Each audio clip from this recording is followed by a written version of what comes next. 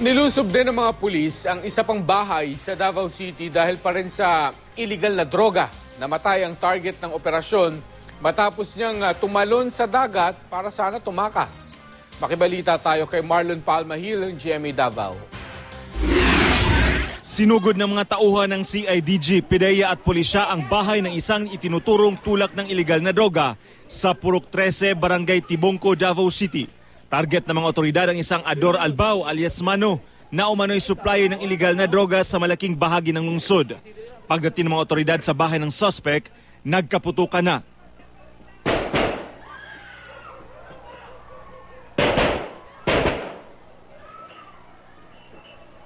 Sinubukan pang tumakas ni Albao. Tumalon siya sa dagat mula sa ikalawang palagpag ng kanyang bahay. Pero tila hindi natansya ng suspect ang kanyang pagtalon. Tumama ang kanyang ulo at nabagok sa isang kahoy.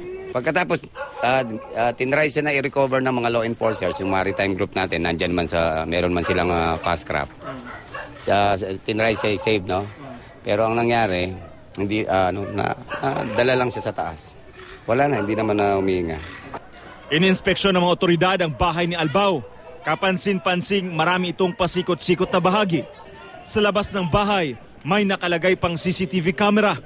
Nakita sa bahay ang ilang pakete ng shabu at marijuana. Tinatayang nasa 1.5 million pesos ang halaga ng mga droga. May mga nakuha ring baril at bala. Drug pushers dito sa buong Tibongco hanggang Sasa, pati Boulevard, sa kanya kumukuha. Ayon sa pulisya, matagal na nilang minamanmanan ng suspect pero hirap daw silang maaresto ito. Maraming kakilala na law enforcers, and not only law enforcers kundi mga abogado, mga and allegedly may kamag-anak din na isang miyembro din ng law enforcement agency. Hindi naman pinangalanan ng pulisya ang mga umano'y koneksyon ni Albao sa gobyerno. Marlon Palmahil, Nagbabalita, Pilipinas.